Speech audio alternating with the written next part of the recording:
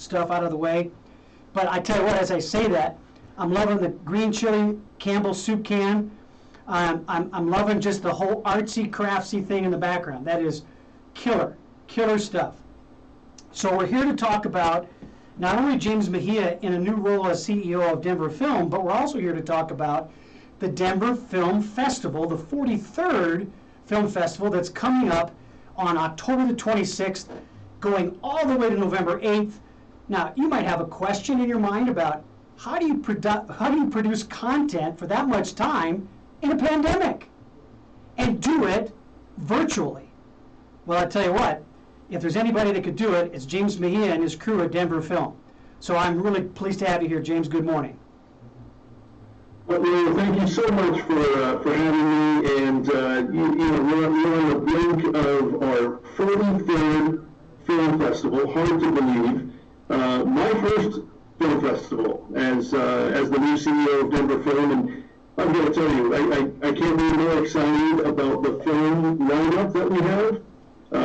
We've got some incredible things on tap, and my personal list, I can't wait for the festival to start. I'm doing double features every day.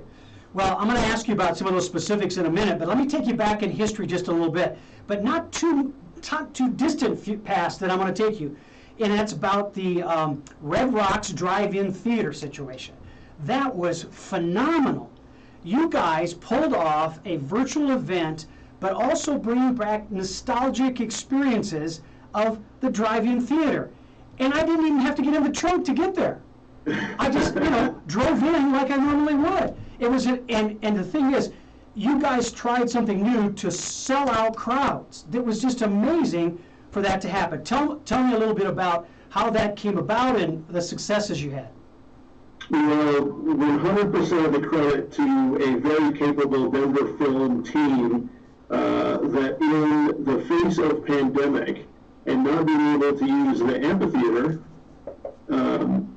reinvented film on the rocks. And instead of using the amphitheater for a concert and a film, went with drive-ins. So over the course of 8 weeks, we showed 32 films.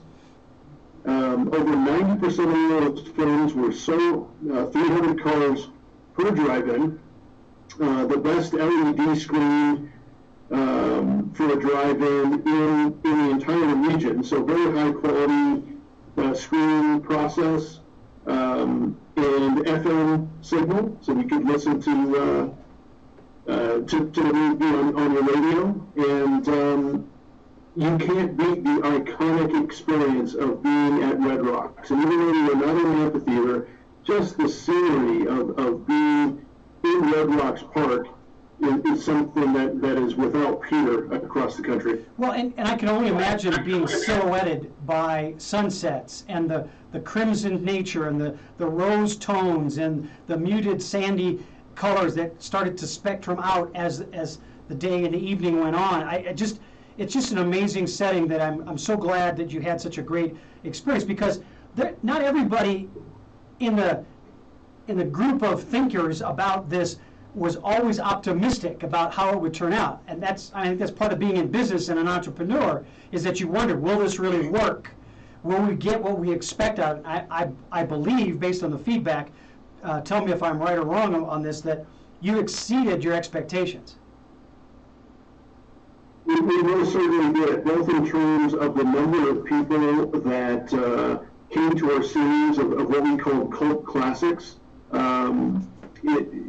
featuring things like The Goonies and Selena and Talladega Nights. Just an incredible lineup, Ghostbusters, Jurassic Park, and a really good set of skillfully curated films, which Denver Film has always been known for. And on the revenue side, like every other arts organization, it's been difficult. This particular program exceeded expectations, and financially, we actually did very, very well. Well, and it's interesting. It's interesting that you mentioned Talladega Nights, because just over the Razorback from the Red Rocks is Bandimere Speedway. So that seems a bit apropos and a kind of a coincidental sort of aspect. Now let's move ourselves forward a little bit and think about what does the Red Rocks Amphitheater look like without a pandemic, where you still add the drive-in theater concept and simultaneously broadcast in the amphitheater. You know, you're hitting on something that is going to be very important for us as an organization, and I imagine other arts and culture organizations and other companies. The reinvention that we have done will probably stick around, and you know, you talk about something like a drive-in, but also the virtual platform where most of the film festival will be happening. Some of those things are not going to go away, and whether or not there's a pandemic and whether or not people are going back to theaters, etc., our modification and our reinvention has got to be integrated into a new perspective on viewing film. And you bring up a great idea. Well, we sell out the amphitheater all the time, and why not have a simultaneous drive-in while the film is going on actually in the amphitheater for all the people who can't be inside? Appropriate conversation, but the longest segue I've ever had into our theme for today, which is the Denver Film 43rd Festival.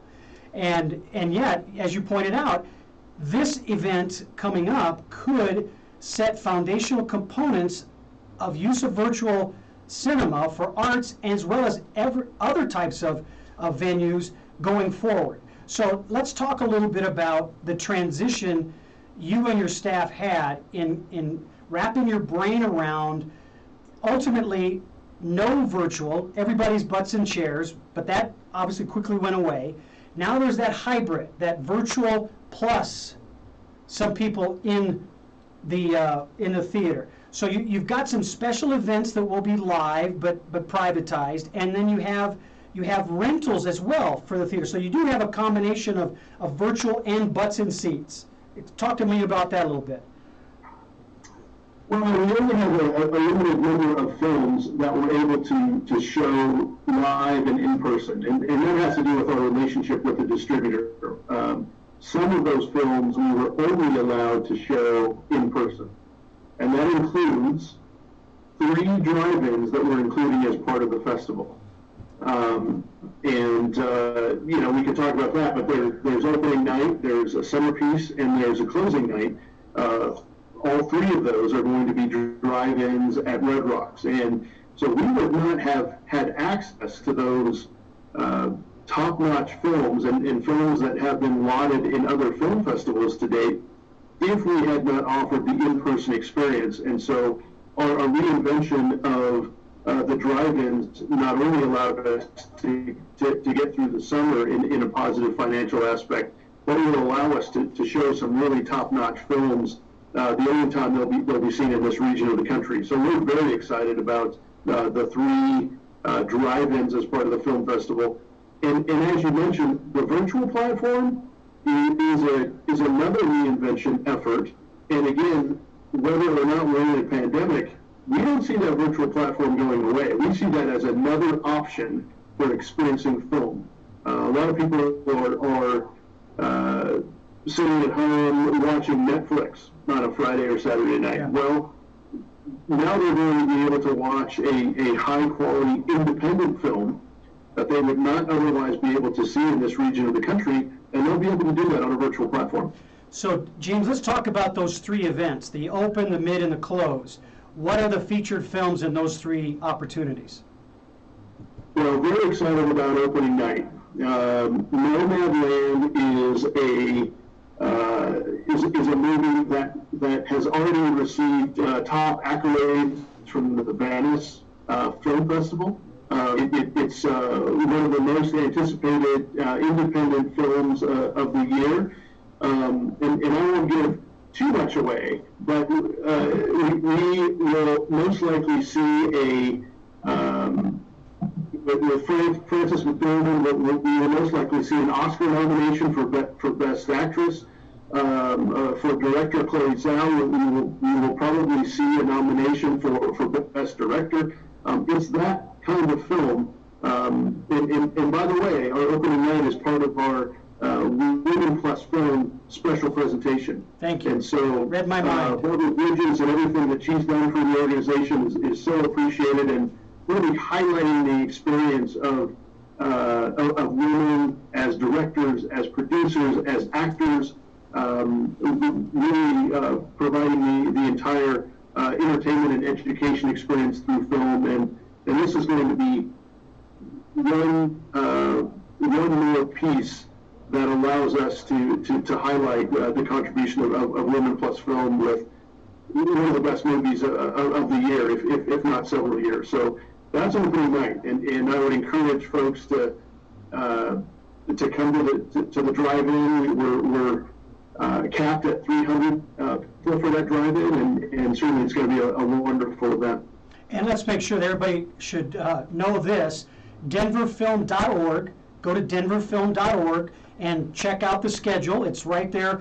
One of the first line items is DFF 43. Check on that and see the film listings and the schedules to get your virtual ticket and sign up for these events. As James just said, it's 300, and they sold out, so people know that the Red Rocks is a place to go to have a great cinema experience. And now that it's wrapped with the Denver Film 43rd Festival, you want to make sure you get your tickets as soon as possible. So denverfilm.org is where you're going to go.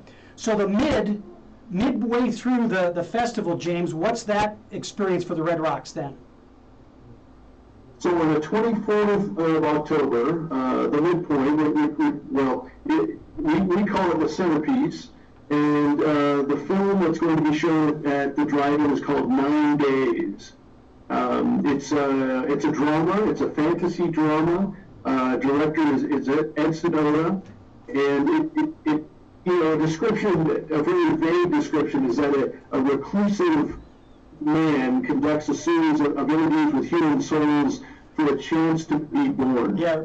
And so,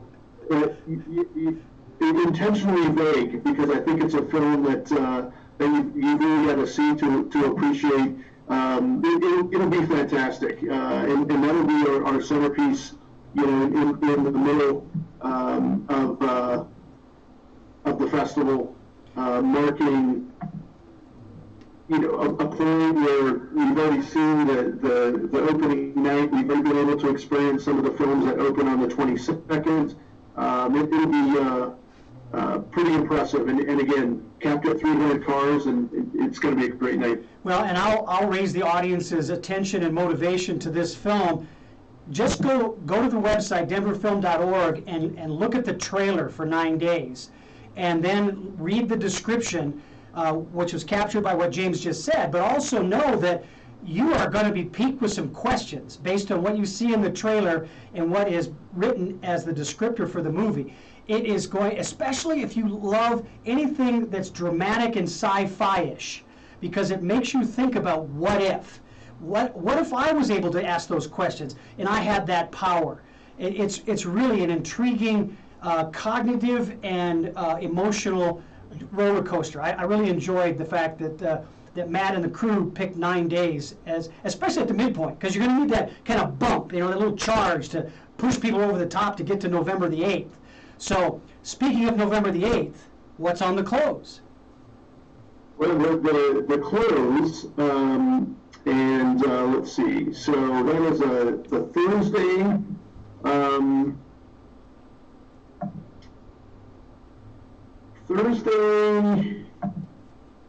I'm sorry. So looking through the calendar here in my own viewing list.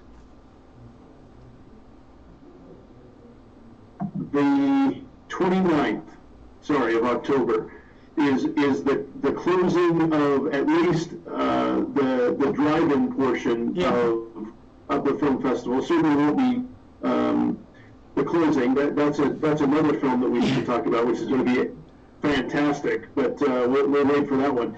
The closing drive-in is a film called Ammonite, and that is directed and written by Francis Lee. It stars Kate Winslet, and it's set in 1840s Southern England.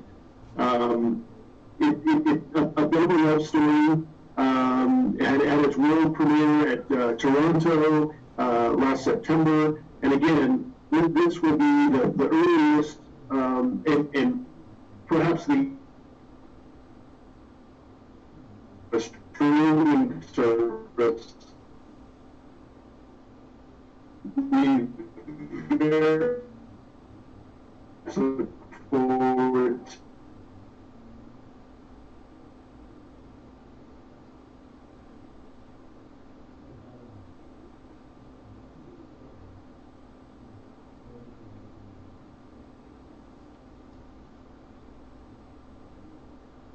Oh, there we go.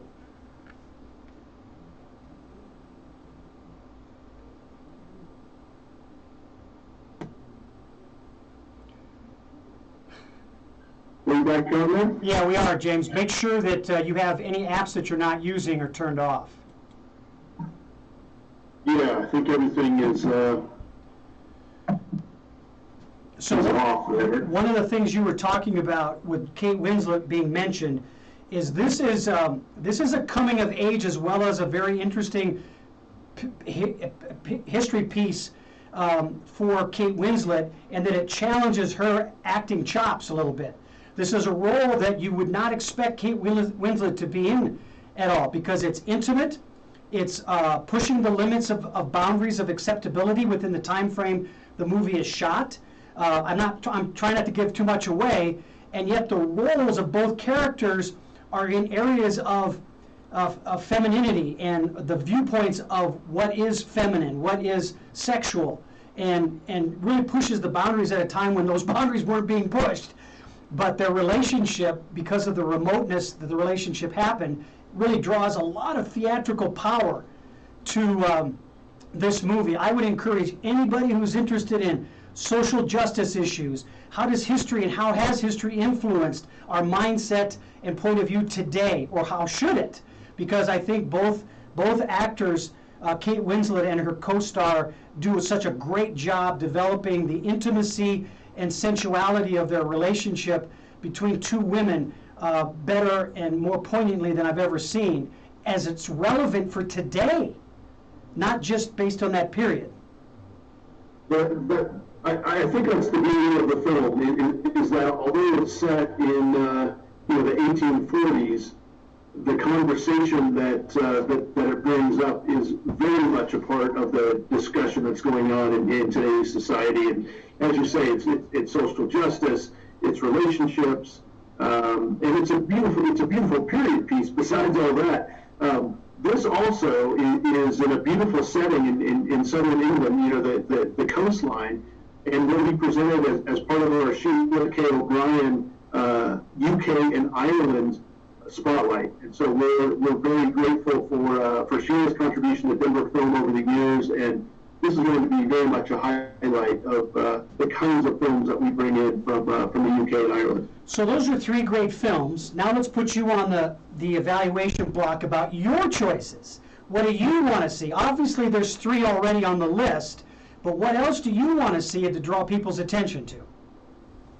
Well, this was the first time, even though I've been to film festivals before, this was the first time that I had to decide from 100 films which of those I was going to see in my limited time during the film festival. So I picked double features throughout, and let me talk about a couple of those highlights.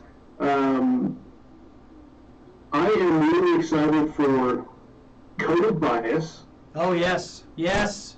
Which talks about artificial intelligence and the fact that it really has been designed not to benefit or not to equally recognize the facial characteristics of women or people of color. Yeah. And so it talks about some of the systemic, in this case, private sector and technological advancements, where some people are still at a disadvantage. But I'm going to start with the series of documentaries, and Coded Bias is one that's at the top of the list. That's a good one. Another one staying with regard to documentaries is MLK FBI, and that is actually our closing of the film festival, the virtual film festival. So it is, it's one that I'll be watching on November 8th, I believe. Yeah, November 8th, Sunday. Yep. And MLK FBI talks about how the FBI really did track MLK and the influence that they had on his actions, and in some cases limited his ability to circulate. So it's going to be a very fascinating film, and we talked about films that are a catalyst for the social conversation right now. This is a film that we put under a new category that we're pushing called social justice series. And we see this social justice conversation as something that we want to promote. We want to highlight the fact that film is such a powerful and majestic medium to serve as a non-threatening backdrop for the conversation that needs to take place in society. MLK FBI is our leading film in that regard, and we're going to carry this conversation on all the way through Black History Month of February and make sure that we have highly curated, thought-provoking films that really do catalyze the social justice conversation that needs to happen right now. So very excited for MLK FBI. Excellent stuff. Give me one more on your list. Yeah, well, I'm not going to talk about Minari because that one's already sold out. I like the Colorado films, and for me, it's not only important for us to highlight film from around the country and around the world, but to give you an idea of our local programming, we have 10 unique packages and titles that are part of our Colorado Spotlight. And that includes 3 feature narrative films, 4 feature documentary films, a Colorado Stories package that has 2 about 45-minute documentaries with unique personal stories, and then finally a narrative shorts package and a documentary shorts package. And so I've selected the documentary shorts package. It has several films. Each of them are approximately 12 to 15 minutes long, and each of the 25 films in the Colorado package are going to be eligible for the People's Choice Colorado Audience Award. And so we want to encourage Colorado filmmakers to produce content for our market, in our market. And I couldn't be more excited in this effort to try to encourage the creation of the next generation of filmmakers, and to support the creative and astounding talent that we have right here in our own backyard. Okay, with that comment, let me ask you to focus in on one movie, which is not a Colorado movie, and we'll get back to the Colorado movie producers, directors, and programs that we want to bring to Colorado, but it's about those special groups, those focus groups in Colorado that take on the mantle of social justice issues. And I'm talking about I Am Greta. And you've got a special event going on with a very special group of young people, young professionals, that I want you to talk about. So who is this group of young professionals, and how are you asking them to interact and engage in their viewing of I Am Greta? Well, I appreciate you bringing that up because, again, we have the power of film as a medium to be the catalyst for the social conversation. This is a great example where we're taking the issue of environmentalism and climate change and showing a documentary about Greta Thunberg, who, as a young person, has created a conversation about climate change among young people and across the country with leaders of environmental justice. And so this film is going to be not only poignant, but it's going to be one that people are going to be talking about for some time. And we are partnering with a group called New Thinkers. And New Thinkers is the brainchild of a marketing expert here in Colorado named Keo Frazier, a very capable and talented individual who has consulted on marketing efforts throughout the country. But here's a chance for her to make an impact in her local community, and that's what she's doing in this case.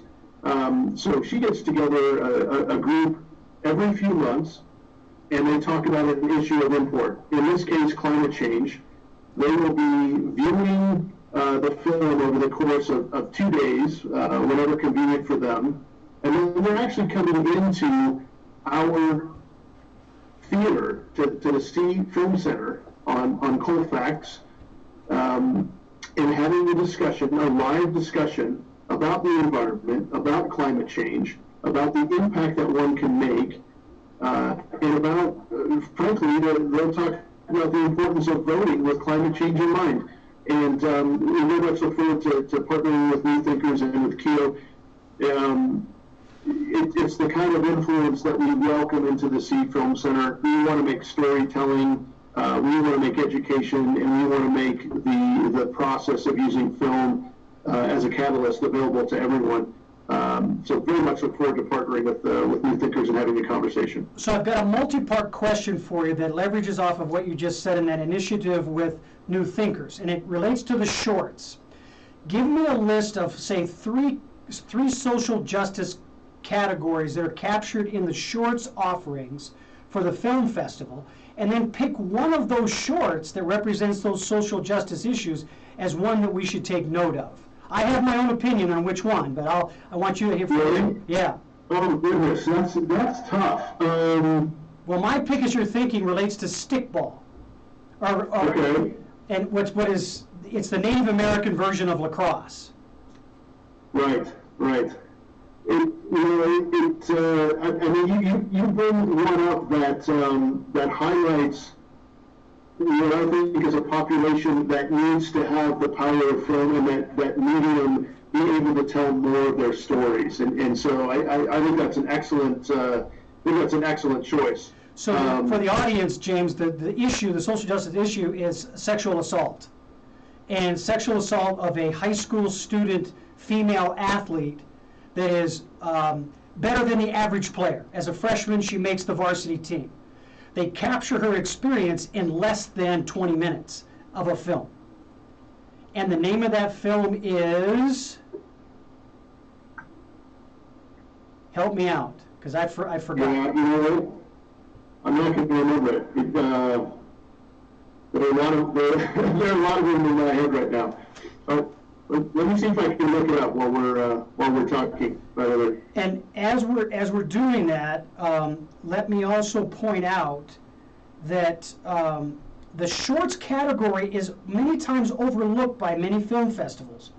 But in today's world, with both the pandemic and filmmakers are now able to, with the device in their hands, their cell phone, shoot a high quality movie.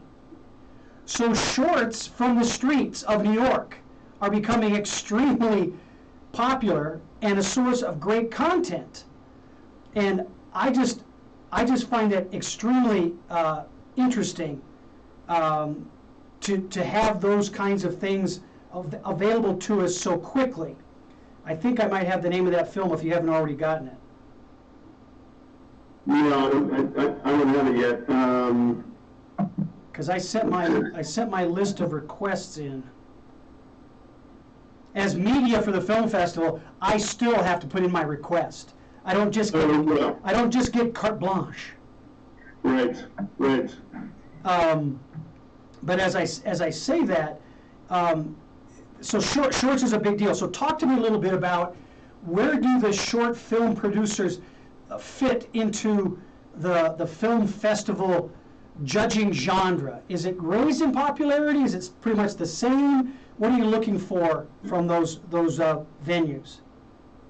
You know, we think they're increased in popularity, and not only are we seeing this in the shorts category, but there's also student shorts that are competing for funding to continue their work. It is amazing, and I will tell you that in my 6th grade daughter's class, she did a 30-second film with 4 different camera angles showing herself walk out a door with her iPhone. And sounds like TikTok to me.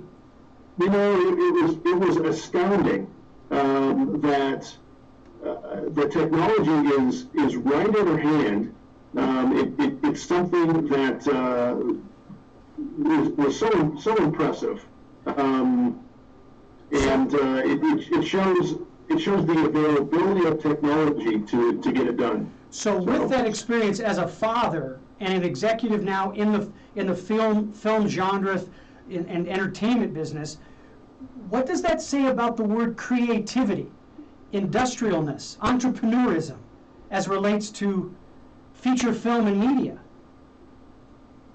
Well, I think it says that the possibilities are endless. Yeah. And what used to be out of reach, and what used to have a very high barrier of entry, that is the right cameras, the right editing equipment, etc., is now so contained in a handheld device that it's available to everyone. It makes filming, it makes editing that much more important. It makes storytelling available. And so we want to be able to open up the medium to all those who have a story to tell. And frankly, we think stories come from everywhere and from everyone. And so we don't want cost or access to be the reason that stories are not told. That's well said, James. I really appreciate those thoughts. I'm going to take a bit of a shameless break for just a second, reminding everybody that the name of the film, the short, was Detention. Detention. Yeah. And it's a great little short film. But that being said, my shameless break is going to be about a couple of things. One is, and I'll bring this up as a visual aid, wear your mask. Wear your mask. The data is coming in that wearing the mask can save 100,000 lives unless we, and if we don't do that, it could cost 100,000 lives. So wear your mask, wash your hands, socially distance, do what is necessary to help yourself and others be their best in every moment they can. The next thing, which is kind of tied to it, is vote. Get out there, make a plan, and get out there and vote for whomever. I don't care who you vote for. Just be part of the process so no one could ever say to you, you don't have a right to bitch. You didn't vote. Be part of the process and not part of the problem. Lastly, I want to say a big thank you to all those in my world that have helped me maintain my humility and my integrity through that humility in how they treat me and how they hold me accountable for the expectations they ask me to participate in. This month of October has got lots of things associated with it. There's breast cancer awareness. There's any number of ethnic group focal points through this month. I'm not going to read the list. I'm just going to say to you, be aware of who you are and where you are so that you can take advantage of what is important to you in the moments they come apparent and real for you, so that you can continue to be your best self. So that's my shameful moment right now for today. Wishing everybody a great Friday. Every Friday, 360 Performance shares with you performance issues about what is the method and process that I can use to make me the best that I can be and sustain what I've done all my life in those efforts. So every Friday, everybody, join me and share your comments. 360mindset.com is our website. Share a comment or go to KUHSdenver.com. We're streaming all week long, every day of the week. International footprint, helping people like the Denver Film Organization and its Denver Film Festival, 43rd Festival, get a great launch. I am so excited for what's going on. So James, structure. I'm going to bridge on your last comments and go into structure. Building this machine to present I think what could be even a better festival than we've ever seen before because of the push the pandemic has caused us to have in being creative and structuring this physical plant around us that's going to enable these great stories to be told. So what kind of partnershiping have you had, not had to do, but are doing to develop this structure to make this happen? Well, it's a great question, and I will say, whenever there is the opportunity to stop what you have been doing, because that's the way you've done it in the past, and rethink about how it should be done, there's opportunity to improve. And for us, the virtual platform was a process of saying, okay, we can't do an in-person film festival, so what do? Do we call it off for the year? Do we not show film for a year? And our determination was no, let's figure out the best way to deliver top quality film that people otherwise will not see and deliver that in a safe way. Well, drive-ins are safe. There are 3 of those as part of the film festival, but also the virtual platform. And again, this is a reinvention effort that we think will be around long after the pandemic is over. And has allowed us to integrate the virtual platform in our rethinking process. And so when we go back to theaters, we'll certainly continue with the virtual piece. There's no better way to increase the number of butts in seats, even if they're virtual. So physical plant becomes not necessarily a limiting thing. Well, the interesting thing there is that there are a certain number of people you can get in the theater. And after that, there's no chance to see that film. Well, with the advantage of a film festival is if you live in Colorado Springs or Fort Collins or Grand Junction or Lyman, you can tune in to our virtual platform and see high quality curated film from the comfort of your own home. And, yeah, exactly. Your cell phone from anywhere. And so you no longer have to be in Denver at the theater to be able to see some of these films. You can be in your home and have access to this. So now all of a sudden the advantage of the virtual platform is it's available all over the state of Colorado. So with that being said, James, where does the relationship between you and the producer, director, production house get changed? Because if you have a great relationship, you don't need a distributor. They can come right to you. Well, that's true. I mean, and part of our Colorado Showcase is that we have the writers, producers, directors right in our own backyard. And so the rules are a little bit different. Yeah. And our relationship is very much direct with them. And while other distributors have said, no, you can't show this film one way or another, the Colorado folks have said, let's make this work however we can to have the most viewing possible. So you point out that the relationship has changed, at least with some of the distributors and some of the creative talent, so that we're going straight from that talent directly to our viewing audience. So what does that do to changing the definition of a pitch deck? Because film festivals have been a place to kind of show your wares, to get the Universal Studios, the Paramounts of the world interested in that script or that not yet polished feature film scene and then purchased. This seems virtual exposure seems to change the definition of a pitch deck. It really does. And if you have a virtual platform to be able to show your product, to show your creativity, you can go directly to viewers. We're the intermediary because we're able to curate and highlight why these films are so important. So I've never seen the importance of Denver Film going away in that relationship with regard to brokering the relationship and to curating films.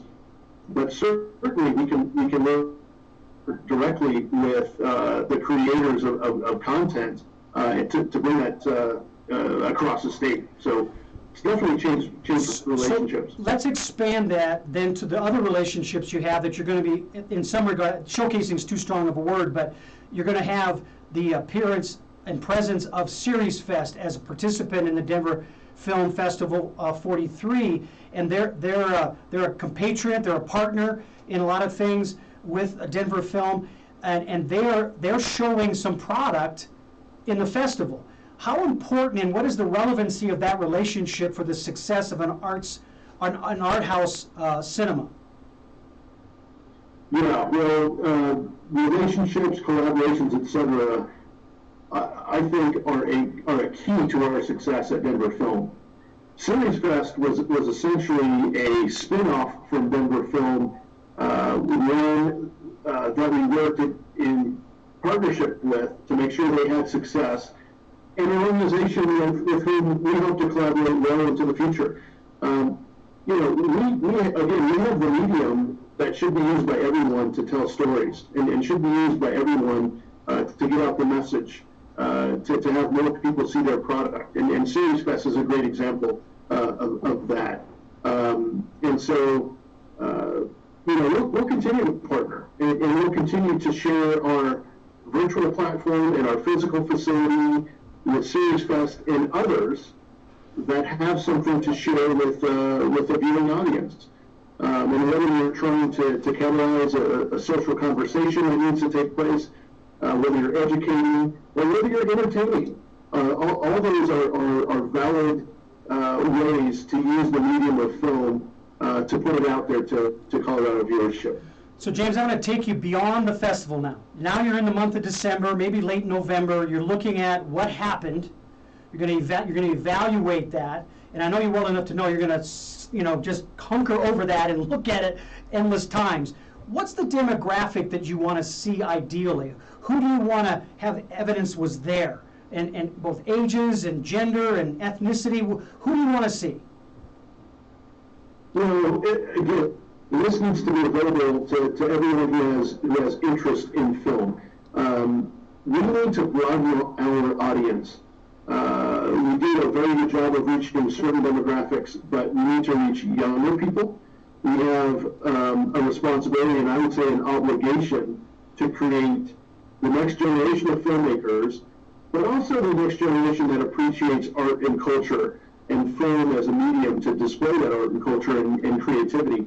And so I would like to see many more young people engage with Denver Film, and many more young people creating content for Denver Film. In terms of ethnicity, our social justice platform is perfect for a conversation of the diversity of our state to be engaged with Denver Film. And so I hope that all ethnicities increase their viewership and engagement with us. There's an Indigenous Film Festival. There is a Chickaningi Film Festival. All of those need to have partnerships with Denver Film, in my opinion. We need to be a collaborator, and we need to have our doors open to all the ideas that different communities have grown organically. And we need to help them spread their message. So very much look forward to doing that. One of my favorites to that point that you just made on ethnicity is the Dragon Film Festival, which you have a number of listings in this year's festival.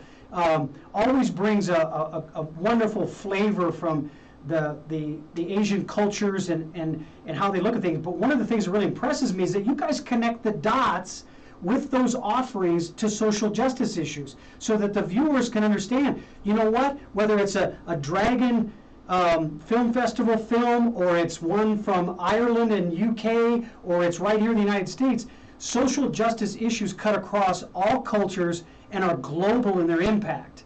I don't know that everybody's looking at it this way, but the pandemic has not only raised our consciousness to creativity, but also how widespread the simplicity of social justice hits everybody. And I'm so proud that you guys are doing such a good job of making those connections. Well, it's amazing that the conversations we need to have in the United States are happening all over the world. We're trying to showcase that this is not unique to our community. This is a global conversation that's taking place. And whether you're talking about climate change, or whether you're talking about ethnic and racial justice, whether you're talking about the criminal justice system, whether you're talking about sexual abuse. There are so many different conversations that are happening throughout the world, and so many of those conversations that where the story is told through film that is completely relevant to the conversation that is and needs to be happening in the United States. And so, you will see films from literally all over the world in this film festival that talk about any number of social justice issues. And again, they're having the same conversations that we are right here at home. Now, those are very important issues to talk about. But let's end today with this question and conversation. You know that Batman and the James Bond new release have been postponed for various reasons. Theaters are going out of business. Not just bankruptcy, they're going out of business. They're shutting doors. Now, we talked about the virtual footprint and how that grows the audience beyond the physical plant of what theaters look like now. Like an art house like the Sea Film Center, we can be bigger as far as numbers. Do you envision having a shot at playing a Batman movie or James Bond movie as part of the first release of that, because you have this more sophisticated and organized virtual footprint? That's interesting. A lot of that determination and conversation is controlled by the distributors. So they're marketing the films, and even the film festival, whether we were able to show the film or not, and whether we were able to show the film at a drive-in or a virtual platform, that determination was all a marketing decision by distributors. And again, the 3 films that we were showing at the drive-ins were not available for a virtual viewing. Those were not offered. And so it is a relationship-based conversation. And, years over years success of Denver Film that has allowed us some of the conversation to say, okay, well, if we can't do it on a virtual platform, what are the creative ideas where we can show it? How can we do this? And our solution to that, given the success of Film on the Rocks Drive-In, was let's show these 3. They're so important to be in the film festival. Let's show these 3 at a drive-in. But whether, in the future and after film festivals, that's going to be a relationship-based conversation with distributors. And frankly, we have the good fortune of relying on our success as a film festival entity that we can say we're creative on how we're able to show those films. We have multiple ways, and whether it's a drive-in, whether it's in a theater, or whether it's on a virtual platform, we can be creative, we can be nimble as to how we're able to show these films. When you talk about some of these blockbusters or would-be blockbuster films, we look back at one like Parasite. Yeah. And Parasite was a film that, was only on the indie circuit, right? Independent film circuit. And all of a sudden, it's one of the biggest films across the world. And so that's really a sweet spot for us, is to curate the best independent film that we believe crosses over into blockbuster status. That's really where I think we excel in terms of our high level of professional curation. Now, James, as you say that, I'm reminded of a producer-director that believes that he is an independent. And I'm wondering if he approached you and you had a relationship with Tom Cruise, if you would be participating in the distribution of his next film. Because he believes that he's an independent. And he's maverick enough to go to the art houses across the country with this virtual capability and say, look, you can give me the audience that fits the traditional paradigm of distribution, and I'm willing to try that out. What if he did that? Would that be something that you'd want to strive to do? We're open to that conversation. Absolutely open to it. And we've got to look and make sure that fits our requirements for showing, that our ability to show a film and our willingness to show a film meets with a distributor's desire to market their film. I mean, that's really where we come together, the ability to show and the ability to market.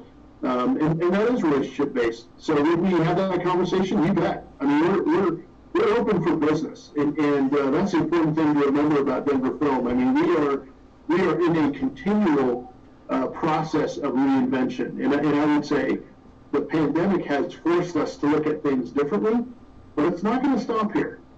This is a very important point, and I think this is as important for businesses as it is for something like an art and culture film house, that now we see that the pandemic pushed us to think differently. So what about that process was valuable that we need to hang on to? And if you're an entrepreneur out there saying, okay, well, the pandemic was not an exception. The pandemic forced you to think differently about how you address issues and how you innovate. That should be a continual process. That should not always be a forced process by an external force. That should be an internal process by which we engage constantly. And so that's the way that I view the iteration of Denver Film is, okay, we were forced to look at some things differently because of the pandemic, but we're going to continue to look at things differently and be open to conversation, to be nimble. What a great segue. You read my mind. You ended the show perfectly, and especially with the catchphrase, we are open. In today's world, being open is a big, big accomplishment. My thanks to James Mejia for today. Every Friday at 11 o'clock, 360 Performance brings you issues like this. Staying open, being creative, pushing the limits to make sure that you are doing the best that you can to be the best.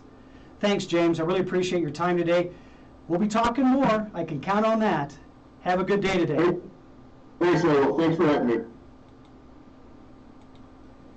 All right, everybody. Have a great day today. We'll be bringing you back to all night long, the Mary Jane Girls.